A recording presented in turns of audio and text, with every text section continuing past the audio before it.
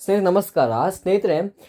ದೆಹಲಿಯಲ್ಲಿ ಆಗುತ್ತಿರುವಂಥ ಪ್ರತಿಭಟನೆ, ಪೊಲೀಸರು ಮತ್ತು ಪ್ರತಿಭಟನಾಕಾರರ ನಡುವೆ ಘರ್ಷಣೆ ಉಂಟಾಗಲು ಕಾರಣ ಏನು, ಸೊ ಏನು ಡಿಮ್ಯಾಂಡ್ ಇವರು ಇಡ್ತಿದ್ದಾರೆ, ಸೊ ಎಲ್ಲವನ್ನು ಈ ಒಂದು ರಿಪೋರ್ಟಲ್ಲಿ ತಿಳಿದುಕೊಳ್ಳೋಣ ಸ್ನೇಹಿತರೆ. ಇದರ ಮೂಲ ಕಾರಣ ಬಂದ್ಬಿಟ್ಟು ನೀಟ್ ಯು ಜಿ ವೈದ್ಯಕೀಯ ಪ್ರವೇಶ ಪರೀಕ್ಷೆ ಮತ್ತು 12ನೇ ತರಗತಿ CBSE ಬೋರ್ಡ್ ಪರೀಕ್ಷೆಗಳಲ್ಲಿ ಅಕ್ರಮಗಳು ಬಯಲಾಗುತ್ತೆ. ಸೊ ಇದು ದೇಶಾದ್ಯಂತ ಪರೀಕ್ಷಾ ವ್ಯವಸ್ಥೆಗೆ ಒಂದು ಪ್ರಾಮಾಣಿಕತೆಯ ಬಗ್ಗೆ ಒಂದು ಆತಂಕ ಸೃಷ್ಟಿಯಾಯಿತು. ಸೊ ಈ ಅಕ್ರಮಗಳು ನೊಂದ ಕೆಲವು ವಿದ್ಯಾರ್ಥಿಗಳು ಆತ್ಮಹತ್ಯೆಗೆ ಕೂಡ ಶರಣಾಗ್ತಾರೆ. ಸೊ ಕೇಂದ್ರ ಶಿಕ್ಷಣ ಸಚಿವ ಧರ್ಮೇಂದ್ರ ಪ್ರಧಾನ್ ಅವರು ರಾಜೀನಾಮೆಗೆ ಆಗ್ರಹಿಸಿ CJP ಪಾರ್ಟಿ, ಏನು ಕಾಕ್ರೋಚ್ ಜನತಾ ಪಾರ್ಟಿ ಏನು ಸದ್ದು ಮಾಡಿರ್ತದ ಕಾಕ್ರೋಚ್ ಜನತಾ ಪಾರ್ಟಿ, ಅದು ಜೂನ್ 20, 2026ರಿಂದ ದೆಹಲಿಯ ಜಂತರ್ ಮಂತರ್ನಲ್ಲಿ ನಿರಂತರ ಧರಣಿ ನಡೆಸುತ್ತೆ. ಓಕೆನಾ. ಅದರಲ್ಲಿ ಪ್ರಸಿದ್ಧ ಶಿಕ್ಷಣ ಹೋರಾಟಗಾರ ಸೋನಮ್ ವಾಂಗ್ಚುಕ್ ಈ ಚಳುವಳಿಗೆ ಸೇರ್ಪಡೆಗೊಂಡು ಉಪವಾಸ ಸತ್ಯಾಗ್ರಹ ಆರಂಭಿಸ್ತಾರೆ. ಇವರು ಜುಲೈ 18ರಂದು ಪೊಲೀಸರು ಅವರನ್ನು ಬಲವಂತವಾಗಿ ಪ್ರತಿಭಟನಾ ಸ್ಥಳದಿಂದ ತೆರವುಗೊಳಿಸ್ತಾರೆ. ಸೊ ಜುಲೈ 20ರಂದು ಅಂದರೆ ಇವತ್ತು ಸಂಸತ್ತಿನಲ್ಲಿ ಮುಂಗಾರು ಅಧಿವೇಶನದ ಮೊದಲನೇ ದಿನದಂದೇ CJP ಸಂಸತ್ ಚಲೋ ಎಂಬ ಬೃಹತ್ ಮೆರವಣಿಗೆ ಕರೆ ನೀಡುತ್ತೆ. ಸೊ ಸಂಸತ್ ಭವನದತ್ತ ಸಾಗುವ ಮೆರವಣಿಗೆ ಆಗಿತ್ತು. CJPಯ ಪ್ರಮುಖ ಬೇಡಿಕೆಗಳು ಏನಾಗಿತ್ತಂದರೆ, ಧರ್ಮೇಂದ್ರ ಪ್ರಧಾನ್ ಅವರಿಗೆ ರಾಜೀನಾಮೆ ಕೊಡಬೇಕು, ನೀಟ್ UG ಸೋರಿಕೆ ಹಗರಣದ ಹೊಣೆ ಮತ್ತು ಹೊತ್ತುಕೊಂಡು ಶಿಕ್ಷಣ ಸಚಿವರು ರಾಜೀನಾಮೆ ನೀಡಬೇಕಂತೇಳಿ ಏನು CJP ಪಾರ್ಟಿಯ ಆಯೋಜಕರಾಗಿತ್ತು ಪ್ರತಿಭಟನೆಗೆ ಅವರು ಡಿಮ್ಯಾಂಡ್ ಇಟ್ಟರು, ಬೇಡಿಕೆ ಇಟ್ಟರು. ನೆಕ್ಸ್ಟ್ ಇವರ ಬೇಡಿಕೆ ಏನಾಗಿತ್ತು ಅಂತೇಳಿದ್ರೆ, ಪರಿಹಾರ ಧನವಾಗಿ ಪರೀಕ್ಷಾ ಅಕ್ರಮಗಳನ್ನು ನೊಂದ ಆತ್ಮಹತ್ಯೆ ಮಾಡಿಕೊಂಡ ವಿದ್ಯಾರ್ಥಿಗಳಿಗೆ ಕುಟುಂಬಗಳಿಗೆ ತಲಾ 1 ಕೋಟಿ ಪರಿಹಾರವನ್ನು ನೀಡಬೇಕಂತೇಳಿ ಇವರು ಡಿಮ್ಯಾಂಡ್ ಇಟ್ಟಿದ್ದಾರೆ. ನೆಕ್ಸ್ಟ್ ಬಂದ್ಬಿಟ್ಟು ಸೋನಮ್ ವಾಂಗ್ಚುಕ್ ಅವರನ್ನು ಬಿಡುಗಡೆ ಮಾಡಬೇಕು ಅಂತೇಳಿ ಇವರು ಒಂದು ಡಿಮ್ಯಾಂಡ್ ಇಟ್ಟಿದ್ದಾರೆ. ನೆಕ್ಸ್ಟು ಇಂದಿನ ಬೆಳವಣಿಗೆ ಏನಾಯಿತು ಟೈಮ್ಲೈನ್ ನೋಡಿದ್ರೆ, ಬೆಳಿಗ್ಗೆ ಜಂತರ್ ಮಂತರ್ನ 4 ರಸ್ತೆಗಳು ದೇಶದ ವಿವಿಧ ಭಾಗಗಳಿಂದ ಬಂದ ಸಾವಿರಾರು ಪ್ರತಿಭಟನಾಕಾರರನ್ನು ತುಂಬಿ ತುಳುಕುತ್ತೆ. ಯಾವಾಗ? ಬೆಳಗಿನ ಜಾವದಲ್ಲಿ. ದೀಪ್ಗೆ ತಮ್ಮ ಉಪವಾಸ ಸತ್ಯಾಗ್ರಹವನ್ನು ಅಂತ್ಯಗೊಳಿಸಿ ಮೆರವಣಿಗೆ, ದೀಪ್ಗೆ ಅಂತಂದರೆ ಯಾರು? CJP ಪಾರ್ಟಿಯ ಒಂದು ಸಂಸ್ಥಾಪಕ ಅಂತ ಹೇಳ್ಬೋದು ದೀಪ್ಗೆ. ಓಕೆನಾ. ದೀಪ್ಗೆ ತಮ್ಮ ಉಪವಾಸ ಸತ್ಯಾಗ್ರಹವನ್ನು ಅಂತ್ಯಗೊಳಿಸಿ ಮೆರವಣಿಗೆಯ ನೇತೃತ್ವ ವಹಿಸಿದರು.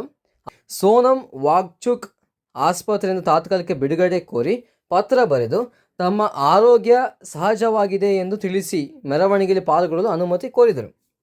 ಓಕೆನಾ. ದೆಹಲಿಯ ಪೊಲೀಸರು ಮೆರವಣಿಗೆಗೆ ಅನುಮತಿ ನಿರಾಕರಿಸಿ ನವದೆಹಲಿಯ ಜಿಲ್ಲಾದ್ಯಂತ ಬಹುಪದರದ ಬ್ಯಾರಿಗೇಡ್ಗಳನ್ನು ಹಾಕ್ತಾರೆ. ಸೊ ಪ್ರೊಟೆಕ್ಷನಿಗೋಸ್ಕರ ಬ್ಯಾರಿಗೇಡ್ಗಳನ್ನು ಹಾಕ್ತಾರೆ. ಓಕೆನಾ. ಸೊ ಇದರಿಂದ ಏನಾಯಿತು, ಪ್ರತಿಭಟನಾಕಾರರು ಬ್ಯಾರಿಕೇಡ್ಗಳನ್ನು ಭೇದಿಸಲು, ಅಂದರೆ ಆ ಬ್ಯಾರಿಕೇಡ್ನೆಲ್ಲ ಮುರಿದು ಮುಂದೋಗಿ ಪ್ರಯತ್ನ ಪಡ್ತಾರೆ. ಏನಾಯಿತು, ಪ್ರತಿಭಟನಾಕಾರರು ಬ್ಯಾರಿಕೇಡ್ಗಳನ್ನು ಭೇದಿಸಿ ಮುಂದೆ ಸಾಗಲು ಯತ್ನಿಸಿದಾಗ ಪೊಲೀಸರು ಏನು ಮಾಡಿದ್ರು, ಟಿಯರ್ ಗ್ಯಾಸ್ ಅಥವಾ ಅಶ್ರುವಾಯುವನ್ನು ಸಿಡಿಸಿದ್ರು ಮತ್ತು ಲಾಠಿ ಪ್ರಹಾರ ಕೊಡಲಿ ಮಾಡಬೇಕಾಯಿತು. 100 ಪ್ರತಿಭಟನಾಕಾರರನ್ನು ಬಂಧಿಸಲಾಯಿತು ಮತ್ತು ವಶಕ್ಕೆ ಪಡೆಯಲಾಯಿತು. ಸೊ CJP ಸಂಸ್ಥಾಪಕ ಅಭಿಜಿತ್ ದೀಪ್ಗೆ ಅವರನ್ನು ಪೊಲೀಸರು ವಶಕ್ಕೆ ಪಡ್ಕೊಳ್ತಾರೆ. ಓಕೆನಾ. ಪಕ್ಷದ ವಕ್ತಾರ ಸೌರವ್ ದಾಸ್ ಆರೋಪಿಸಿದರು. ಆದರೆ ನಂತರ ಮತ್ತೊಬ್ಬ ವಕ್ತಾರ ದೀಪ್ಗೆ ಬಂಧನ ವಶಕ್ಕೆ ಒಳಗಾಗಿಲ್ಲ ಎಂದು ಸ್ಪಷ್ಟನೆ ನೀಡ್ತಾರೆ.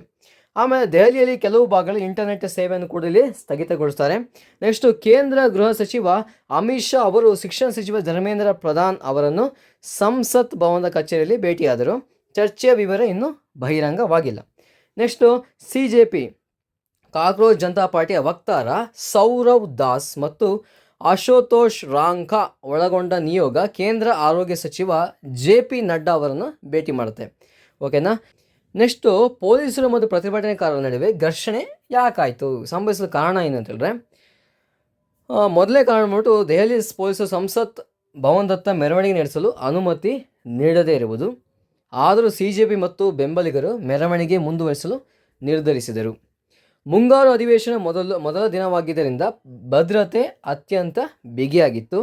ಸಂಸತ್ ಭವನದ ಸುತ್ತ ಪ್ರತಿಭಟನೆ ನಡೆಯುವುದನ್ನು ತಡೆಯುವುದ ಪೊಲೀಸರ ಮೊದಲ ಆದ್ಯತೆ ಆಗಿತ್ತು. ನೆಕ್ಸ್ಟು ಪ್ರತಿಭಟನಾಕಾರರ ಸಂಖ್ಯೆ ಅತಿ ಹೆಚ್ಚಿದ್ದು ಜಂತರ್ ಮಂತರ್ನಿಂದ ಸಂಸತ್ ಕಡೆಗೆ ಸಾಗಲು ಹಾಕಲಾಗಿದ್ದ ಬ್ಯಾರಿಕೇಡ್ಗಳನ್ನು ಪ್ರತಿಭಟನಾಕಾರರು ಮುರಿದು ಮುನ್ನುಗ್ತಾರೆ. ಸೊ ಇದನ್ನು ನಿಯಂತ್ರಿಸಲು ಪೊಲೀಸರು RAF ಜಲಶಮನ ಪಡೆ ಮತ್ತು ಅಶ್ರುವಾಯು ಮತ್ತು ಲಾಠಿ ಪ್ರಹಾರವನ್ನು ಮಾಡುತ್ತಾರೆ. ಓಕೆನಾ. ಇದರಿಂದ ಸ್ಥಿತಿ ಇನ್ನೂ ಕೂಡ ಬಿಗಡಾಯಿಸುತ್ತೆ. ನೆಕ್ಸ್ಟು, ಸೋನಮ್ ವಾಂಗ್ಚುಕ್ ಅವರನ್ನು ಬಲವಂತವಾಗಿ ತೆರವುಗೊಳಿಸಿದ್ದು ಮತ್ತು ದೀಪ್ಕೆ ಅವರನ್ನು ವಶಕ್ಕೆ ಪಡೆದ ಆರೋಪ, ಎರಡೂ ಅಂಶಗಳು ಪ್ರತಿಭಟನಾಕಾರ ಆಕ್ರೋಶ ಇನ್ನಷ್ಟು ಹೆಚ್ಚಾಗಲು ಕಾರಣ ಅಂತಲೇ ಹೇಳ್ಬೋದು.